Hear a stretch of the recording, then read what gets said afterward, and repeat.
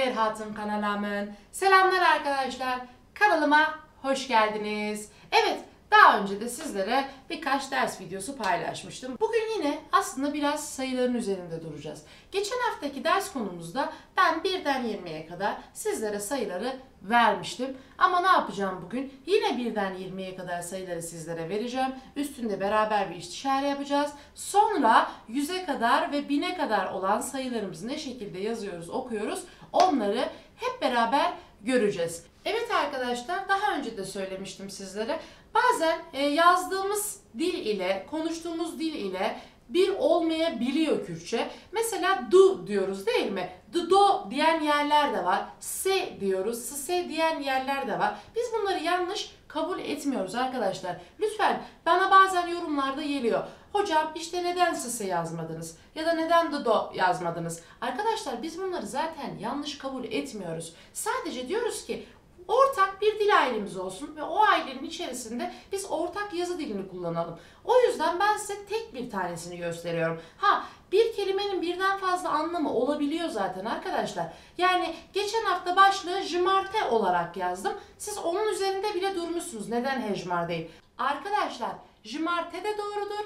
Hejmar da doğrudur. Evet, ben bugün ikisini sizler için yazacağım, hatırınız kalmasın. Sonraki kelimelerde bu niye yok, bu niye yok demeyin arkadaşlar. Çünkü Kürtçe zengin bir dildir ve bir kelimenin birden fazla aynı zamanda kullanım şekli de vardır. Biz bunu her zaman söylüyoruz. Biz sadece genel geçer olanı kullanmaya çalışıyoruz derslerimizde. Buraya kadar herhalde hemfikir olduk artık arkadaşlar. Ben yavaştan ders moduna gireyim. Her zaman söylüyorum, muhakkak çaylarınızı hazırladınız, defterinizi, kaleminizi elinize aldınız ve yavaş yavaş benim gibi ders moduna geçtiniz değil mi arkadaşlar? Ben de geçiyorum. Şimdi ben size az önce de söylediğim gibi jımarte ve hejmar diye iki başlığı bir araya alarak bir başlık yazacağım sizlere. Ve sizlerden de bunu istiyorum. İkisinin anlamı da zaten aynı anlama geliyor. Başlığımı yazdıktan sonra geçen haftaki gibi 20'ye kadar yazacağım. 20'den sonraki konu üzerinde biraz fazla duracağız sizlerle. Hadi başlayalım arkadaşlar.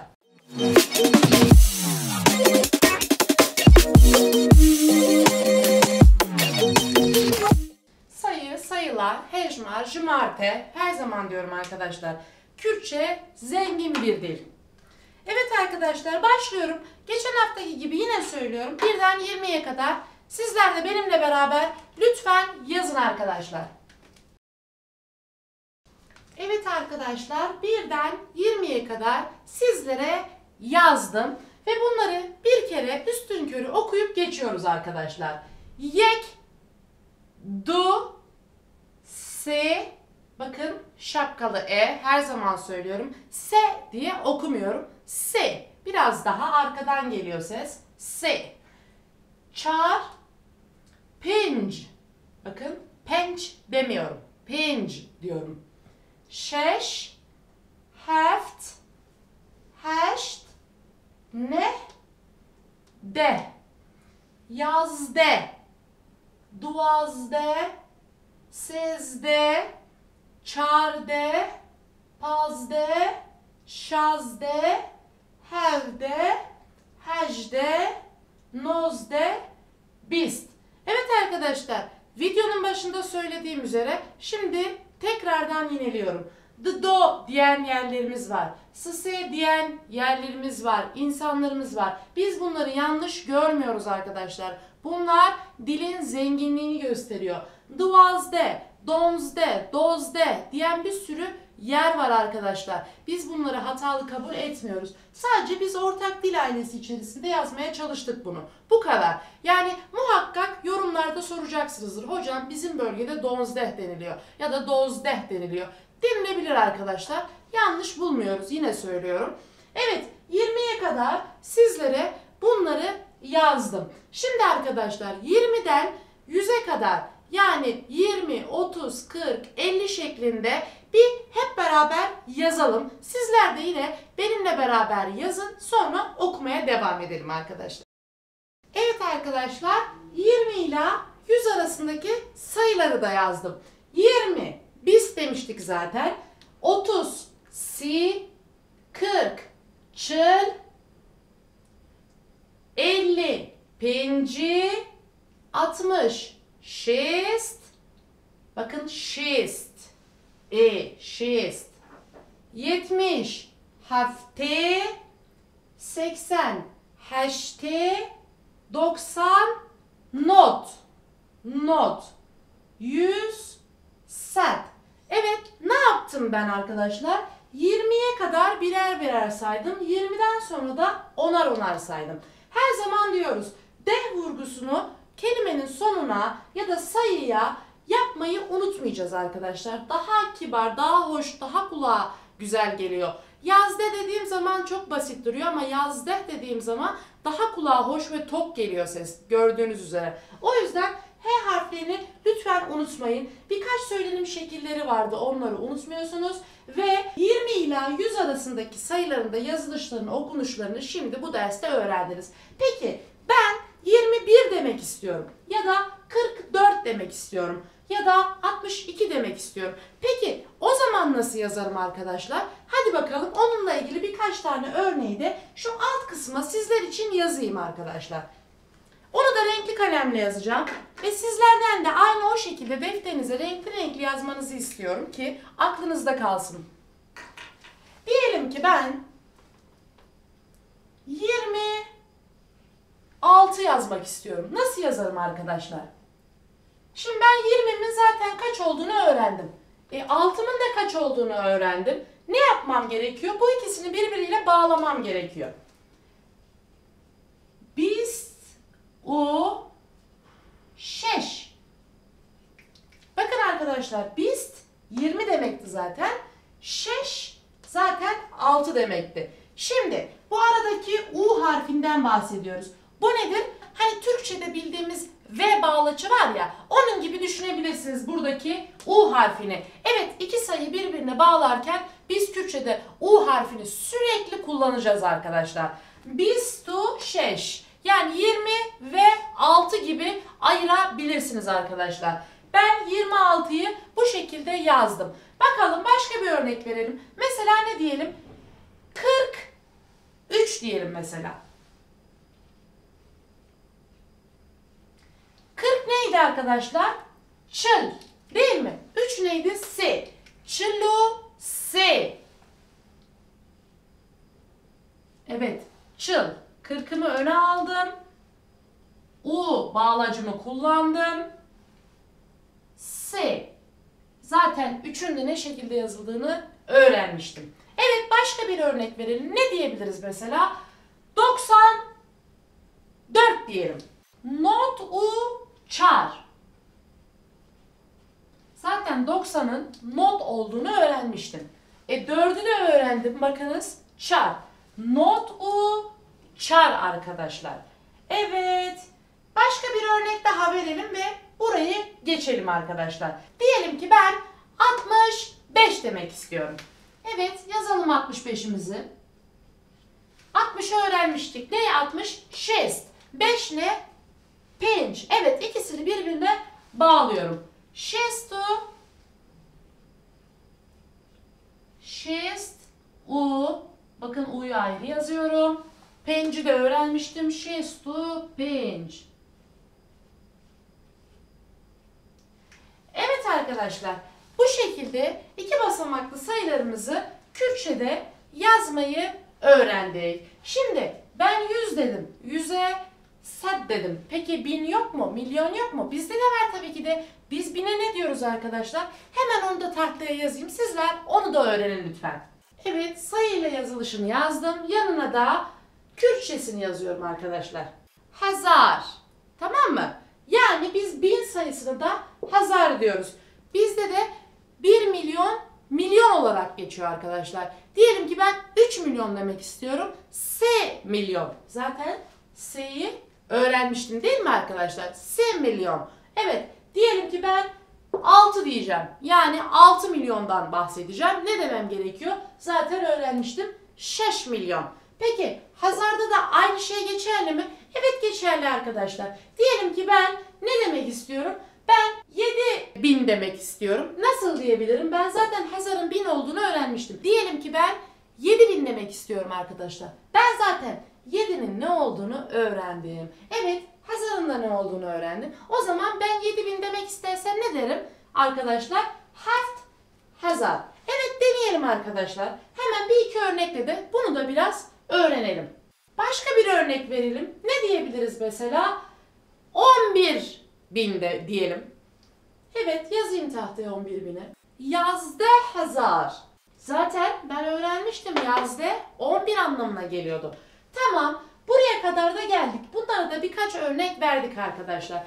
Diyelim ki ben uzun bir sayı yazmak istiyorum. 835 ya da 1440 gibi sayılar yazmak istiyorum. Bu arada 40 derken aklıma 0 geldi. Biz niye sıfırdan hiç bahsetmedik? Arkadaşlar, Kürtçe'de sıfır da sıfır olarak kullanılıyor aslında. Yani biz de sıfır diyoruz. Bazı bölgelerde tane olarak da kullanılabiliyor. İsterseniz ben ikisini de yazayım. İsterseniz sadece sıfır yazıp bırakayım. Siz de kendi istediğinizi yazabilirsiniz arkadaşlar. Evet, ben iki yazılışlarını da yazdım arkadaşlar tahtaya. Şimdi buraya kadar biraz anladık galiba. Anlamadığımız bir yer varsa her zaman söylüyorum, yorumlar kısmından bana ulaşabilirsiniz. Ya da Instagram adresinde yine Kurdi Online Instagram adresinden bana mesaj atabilirsiniz arkadaşlar. Bunu unutmayın. Ben mesajlarınıza cevap vermeye çalışıyorum elimden geldiği kadarıyla. Şimdi arkadaşlar, dedik ki biz uzun bir sayı yazmak istiyoruz. Diyelim ki 835 gibi bir sayı yazacağız dedik. Evet, bir deneyelim hep beraber. Uzun bir sayı yazarsak Kürtçe'de nasıl yazıyormuşuz? Ben şuraya bir örnek yazayım sizlere. Evet, 835'e bir örnek verelim arkadaşlar. Nasıl söylerim arkadaşlar? 800'ün ne olduğunu, burada set 100 ise 800 ne olur arkadaşlar? High set değil mi? High set. Evet, hemen yazıyoruz. Evet, binli bir tane örnek verelim arkadaşlar. Evet, 1413 yazdım. Bunu Kürtçe yazmak istersem ne derim? Hazar değil mi? Öğrenmiştim. Çarşıt 400. Sadın zaten 100 olduğunu öğrendim. 4'ü de öğrendim. Ben 400 derken ikisini bağlıyorum. 13 diyeceğim. Zaten 13 13'tür. Sezde. Yani Hazaru çarşıtı sezde. Evet, yazıyorum. Dikkat ettiyseniz ben bütün sayıları U bağlacıyla birbirine bağlıyorum arkadaşlar ve ayrı ayrı yazıyorum. Sizin de ilginizi çektiyse eğer. Evet, devam edelim. Bir de 1 milyonlu bir örnek verelim. Zaten milyonun milyon olduğunu söylemiştik. Ben şuraya 1 milyon yazayım. Milyon. Evet, 1 milyonlu uzun bir örnek de yazmak istiyorum sizlere arkadaşlar. Bir de o sayıların ne şekilde olduğunu ve okunduğunu hep beraber bir görelim arkadaşlar. Evet, bir örnek yazdım. 1.520.468 yazdım arkadaşlar. Bunun bir de Kürtçesini sizlere yazacağım. Ve sizler de arkadaşlar, ben örnek verirken kafanızda yapmaya çalışın. Yani siz de onu oluşturmaya çalışın. Beni beklemeyin. Yani biraz beyin fırtınası yapmanızı da istiyorum arkadaşlar. Lütfen. Ben yazıyorum ve beraber okuyalım. Evet arkadaşlar, ne yaptım? 1.520.468 sayısının Kürtçesini sizlere yazdım. Tek tek gidelim mi? Milyon u, pensit u, bist hazar. 1.520.000. U çarşıdu şestu haşt. 468. Arkadaşlar, her zaman şu U bağlacımızla sayıları birbiriyle bağladığımız zaman iş bitiyor arkadaşlar. Sürekli U bağlacını kullanacağız. Buraya kadar herhalde anladık. Anlamadığımız bir yer varsa sizden rica ediyorum arkadaşlar. Lütfen yorum kısmına yazın. Instagram adresinden bana ulaşabilirsiniz. Oradan da gelen mesajlara kesinlikle cevap veriyorum. Evet, bugün hep beraber Kürtçe'de sayılar konusunu işledik. Genel olarak bir kontrol edelim. Bakalım bugün gün boyu ne yapmışız arkadaşlar. Şöyle bir üstünden geçiyorum. 1'den 20'ye kadar sayılarımı yazdım. Kürtçe okunuşlarını ve yazılışlarını sizlere gösterdim. Geldim 20'den 100'e kadar sayılarıma. Ne yaptım? Hepsini onar onar ne şekilde yazıldığını ve okunduğunu sizlere gösterdim arkadaşlar. Burada da birkaç tane diyelim ki 2 basamaklı bir sayı yazıyoruz. Buna örnekler verdik. 26, 43 gibi. Ne şekilde yazıldıklarını ve okunduklarını sizlere gösterdim. Arkadaşlar ders bitmeden ben burayı bir kez daha sizlere okumak istiyorum. 20 bist, 30 si, 40 çıl, 50 penci, 60 şest, 70 hafte, 80 haşte, 90 not, 100 set. Evet arkadaşlar, buraya kadar da tamamız. Şimdi gelelim 1000, 7000, 11000 gibi örnekler vermişiz. Biz 1000'e hazar demiştik arkadaşlar. Yani binli sayılar kullandığım zaman her zaman hazarı kullanacağım. Buna birkaç da örnek verdim. Bir de 1 milyondan bahsettim. Yani milyondan bahsettim. Zaten 1 milyon. Diyelim ki 7 milyon diyorsam 7'yi kullanıyorum. Half milyon diyorum mesela, değil mi? Önüne yazmam, önüne koymam yetiyor. Yani ana temel sayıları öğrendikten sonra 100 ise, milyonsa, 1000 ise önden arkadan ekleyerek biz sayılarımızı oluşturabiliyoruz arkadaşlar. Uzunca da bir örnek verdik ve burada da canlı bir şekilde gördük. Şimdi arkadaşlar yine söylüyorum. Anlamadığınız yerleri lütfen yorumlara yazın ve bana Instagram adresinden ulaşıp mesaj atabilirsiniz arkadaşlar. Orada istediğiniz diğer konularla ilgili mesaj atarsanız ben sizlere cevap olurum arkadaşlar. Sizler de yoruldunuz, ben de yoruldum. Bir dersin daha sonuna hep beraber geldik. Ne yapıyorsunuz? Instagram adresimi takip etmeyi unutmuyorsunuz. Twitter adresimi takip etmeyi unutmuyorsunuz. Ve like atmayı, abone olmayı unutmuyorsunuz arkadaşlar. Görüşmek üzere. Bir sonraki derste görüşürüz.